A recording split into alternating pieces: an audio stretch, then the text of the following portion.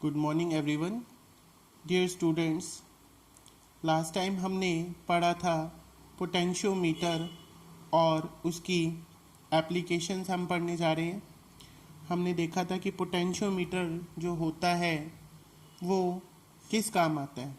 एक तो वो पोटेंशियल डिफरेंस मेज़र करने के काम आता है, ईएमएफ, जिसको वो बहुत ही एक्यूरेट मापता है बजाय कि वोल्ट मीटर से जो हम मेज़र करते हैं। उन दोनों में से पोटेंशियोमीटर जो मेज़र करता है वो ज़्यादा एक्यूरेट होता है। अब हम आज इसकी एप्लीकेशन एक और देख रहे हैं कि पोटेंशियोमीटर का इस्तेमाल हम दो सेल्स के ईएमएफ को कंपेयर करने के लिए कर सकते हैं। इसके लिए हमने एक डायग्राम बनाया। ये पोटेंशियोमीटर कैसा दिखता है असली में, इसकी पिक मैंने कल आपको भेजी थी और उम्मीद करता हूँ आपने उसे देख लिया होगा। इसमें ये ए पॉइंट है जिसको हमेशा ही सेल्स के पॉजिटिव से जोड़ा जाता है। ये देखो E1 एक सेल है और E2 दूसरा। E1 पहले का ईएमएफ है और E2 दूसरे का है। हम ये कंपेयर ही करना चाहते हैं कि इसकी वोल्टेज ज़्यादा है, ये ईएमएफ ज़्यादा है या ये वाला ईएमएफ जाना है। यानी कि हम इन दोनों को क्या करना चाहते हैं, कंपैरिजन करना चाहते हैं। इन दोनों के पॉजिटिव एंड को हम ए पॉइंट पर, यानी जो स्केल 0 से शुरू होता है वहाँ पर कनेक्ट कर देंगे और जो इसके नेगेटिव हैं दोनों सेल के, उनको हमने टू वे की के दो टर्मिनल से जोड़ दिया, इधर फर्स्ट वाले से और इस साइड थर्ड वाले से। और बीच में जो कॉमन इनका ये पॉइंट है इसको हमने गैल्वेनोमीटर से जोड़ा। गैल्वेनोमीटर क्या होता है? गैल्वेनोमीटर ये स्मॉल करंट जब इसमें से फ्लो करता है तो इसकी जो सुई है वो डिफ्लेक्शन देती है, यानी कि it can be measured to detect very very small current. और इस गैल्वेनोमीटर का दूसरा जो एंड है उसको हमने जोकी से जोड़ दिया होगा। जोकी क्या होती है? जो कि एक स्लाइडिंग कॉन्टैक्ट मेकिंग डिवाइस होता है। ये जो ए से लेकर के इस बी तक की इस स्केल के ऊपर ही कॉन्स्टेंटन की एक वायर होती है, उसके ऊपर इसे ऐसे ही, जैसे ये पेन स्लाइड कर रहे हैं ऐसे इसको स्लाइड करते हैं। जहाँ पर ये गैल्वेनोमीटर की सुई 0 पे आ जाती है वहाँ इसको रोक देते हैं।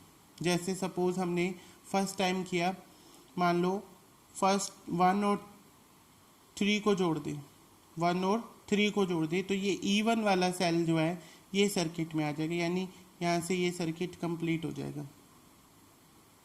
और उसके साथ फिर हम जोकी को यहाँ से 0 वाली पोजीशन से, यानी ए पोजीशन से ऐसे स्लाइड करना शुरू करेंगे। माना हमने कि सपोज कि J1 पोजीशन पर जो गैल्वेनोमीटर ने हमें 0 शो कर दिया, यानी नल पॉइंट आ गया उसका, तो हम वहाँ तक रुक जाएंगे। फिर हम 1 और 3 को छोड़ करके अब 2 और 3 को इससे जोड़ लेंगे और 1 और 3 के बीच में से की हटा देंगे, यानी कि अब ये दूसरा सेल जो है E2 ये सर्किट में आ जाएगा। और फिर से हम इस जोकी को यहाँ से ए पॉइंट से स्लाइड करना शुरू करेंगे और अब के हमने माना कि वो J2 पॉइंट पर क्या कर रहा है, नल पॉइंट शो हो रहा है, गैल्वेनोमीटर 0 शो कर रहा है। और इसके अंदर ये जो ए से बी तक की जो वायर है उसमें भी एक वोल्टेज यानी करंट जो है उन दोनों के पॉइंट्स के बीच में फ्लो कर रहा है, जो किसकी वजह से, इस बैटरी की वजह से। बैटरी एलिमिनेटर ये हम इस्तेमाल करते हैं। ये कैसा दिखता है? इसका एक पॉजिटिव होता है, नेगेटिव होता है। 0 से 12 वोल्ट तक का हम ये लैब में इस्तेमाल करते हैं। ये इसकी पिक भी मैंने आपको कल भेजी थी। उसके बाद ये है एमीटर। ये एमीटर हमें करंट की वैल्यू को फाइंड आउट करने के लिए यूज़ कर रहे हैं हम यहाँ पर। और इस एमीटर का जो एंड बैटरी की तरफ वाला होगा, यानी नेगेटिव इधर है, तो एमीटर का भी नेगेटिव को ब्लैक वाले टर्मिनल से दिखाया गया है और पॉजिटिव वाले को रेड वाले टर्मिनल से दिखाया है।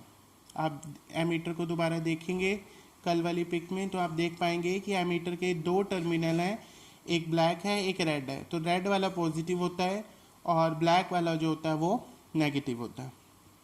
फिर ये करंट एमीटर के थ्रू होता हुआ इस रेजिस्टेंस से पार करता है। इसके ऊपर ये एरो लगे होने का मतलब है कि ये वेरिएबल रेजिस्टेंस है, यानी इसकी मात्रा को कम ज़्यादा किया जा सकता है। ये करंट को कंट्रोल करने का डिवाइस है और इसके बाद ये एक की से होते हुए वापस ये बी पॉइंट पर जुड़ रहा है। इसका है स्टेप 1। अब हम देखेंगे कि इसे कैसे लिखेंगे। कनेक्ट 1 to 3, यानी 1 को 3 से जोड़ा और जो कि को मूव करा, so that cell of EMF E1, कि कौन सा सेल जिसका EMF E1 है इज इन द सर्किट, वो सर्किट में आ गया है।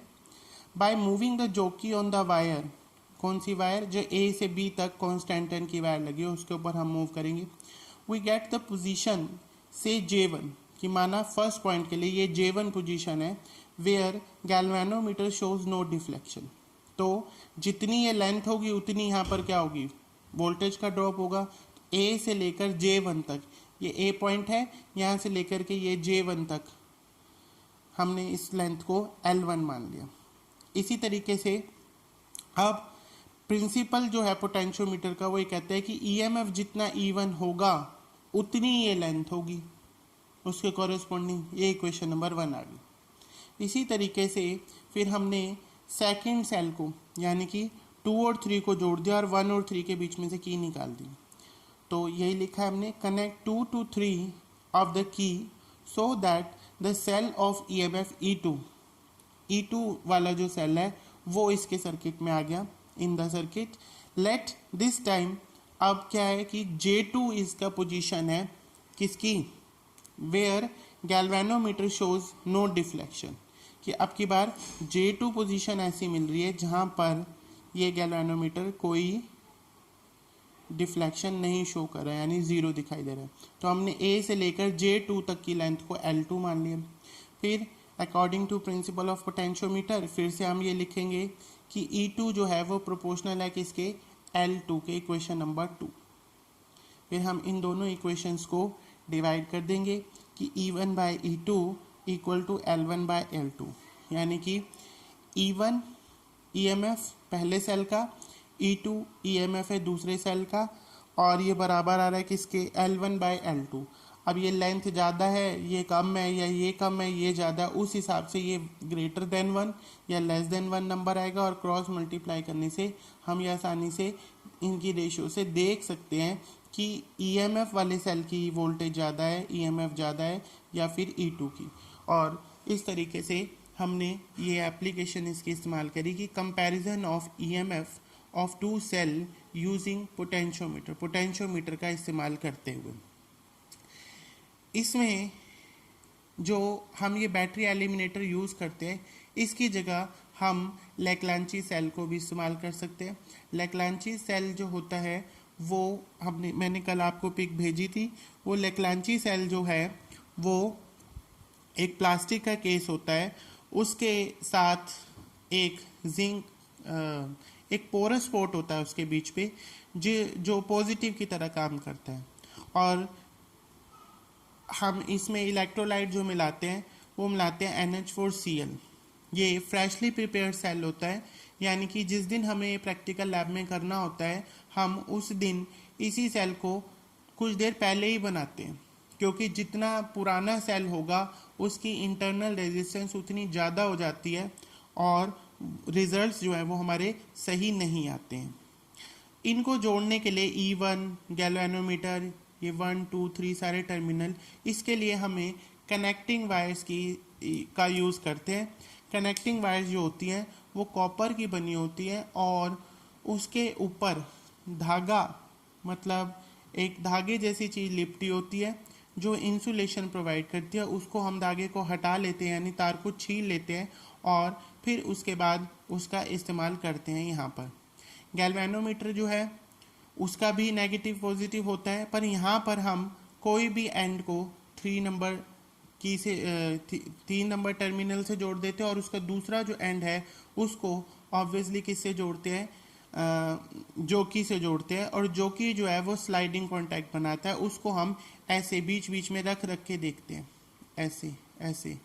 यहाँ पर अगर हम एकदम ऐसे करते हैं तो ये करेक्ट रिजल्ट नहीं मिलते हैं। तो हम जोकी को उठा उठा करके एक बार यहाँ उठाएंगे, फिर यहाँ, फिर यहाँ, फिर यहाँ, फिर देखेंगे कि डिफ्लेक्शन जो है वो ज़ीरो को अप्रोच कर रही है या नहीं कर रही है। अगर ज़ीरो से ज़्यादा चली गई दूर तो हम वापस आएंगे, अगर ज़ीरो के पास जा रही है तो आगे बढ़ते रहेंगे। इस तरीके से हम इसका इस्तेमाल करते हैं।